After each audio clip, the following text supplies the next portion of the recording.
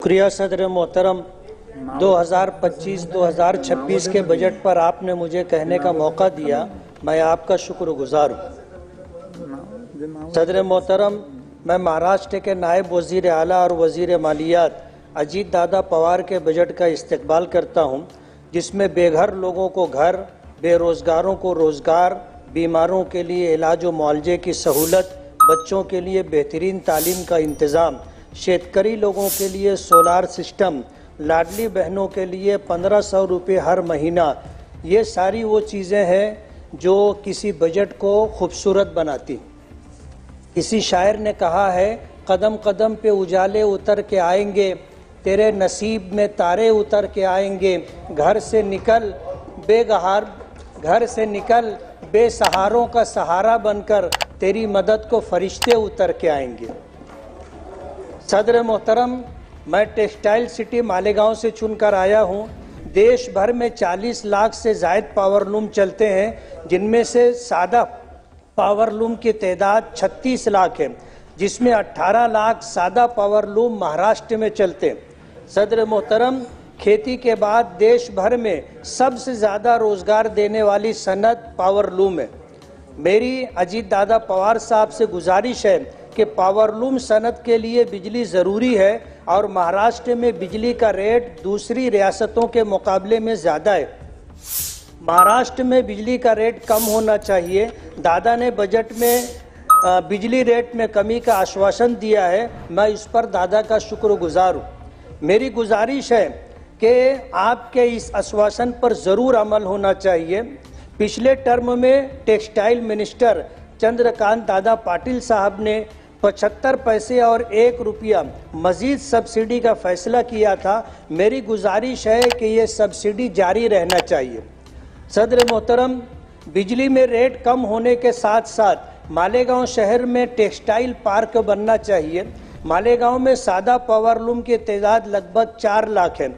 एक पावरलूम के जरिए 2.5 लोगों को रोजगार मिलता है। ये सनत तरक्की करेगी तो लोगों को रोजगार मिलेगा। सदर मोहतरम, मालेगांव में पावरलूम की एक बड़ी तादाद होने के बावजूद मालेगांव में जिनिंग फैक्ट्री और स्पिनिंग मिल नहीं है। एक स्पिनिंग मिल थी, वो भी बंद है। महाराष्ट्र में कपास की पैदावार होती है, लेकिन ये कपास यार्न की तैयारी के लिए तमिलनाडु जाती है और यार्न बनने के बाद तमिलनाडु से ये यार्न वापस महाराष्ट्र आता है।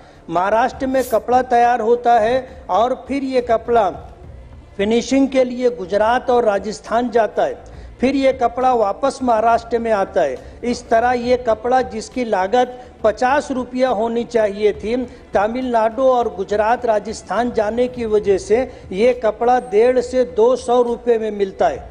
मेरी सरकार से गुजारिश है कि महाराष्ट्र में जिनिंग और स्पिनिंग मिल बनना चाहिए, ताकि ट्रांसपोर्टिंग और फिनिशिंग पर जो अखराजात बढ़ते हैं वो कम हो और इससे जो नफ़ा होता है वो महाराष्ट्र और महाराष्ट्र के लोगों को मिले।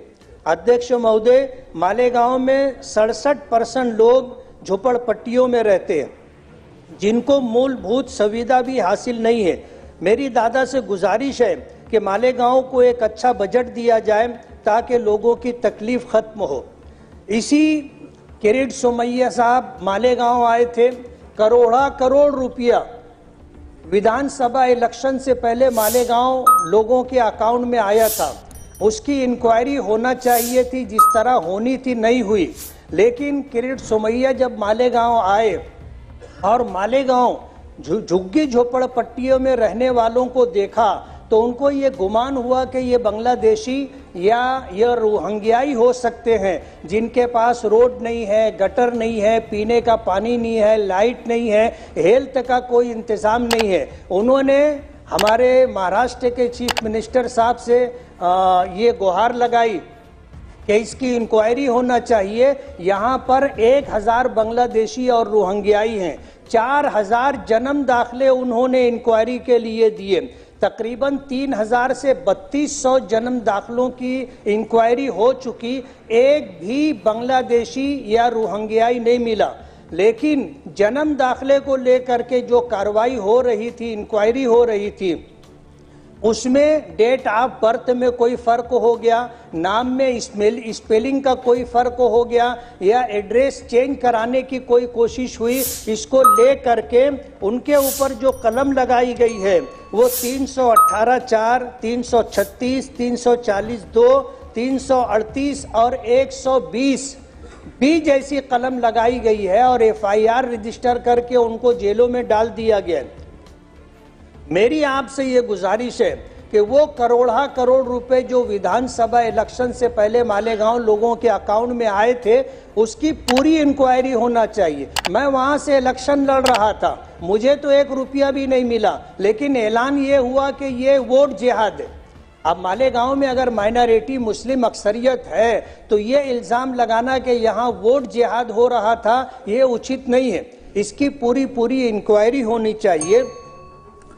आखिरी एक, अध्यक्ष महोदय, मालेगांव में टेक्सटाइल पार्क होना चाहिए, मालेगांव में एक इंजीनियरिंग कॉलेज और एक माइनॉरिटी मेडिकल कॉलेज होना चाहिए।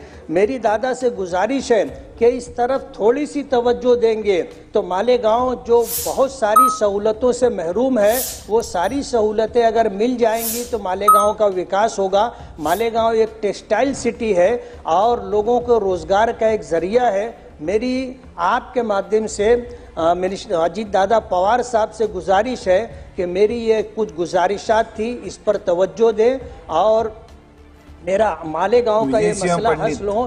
किसी ने कहा है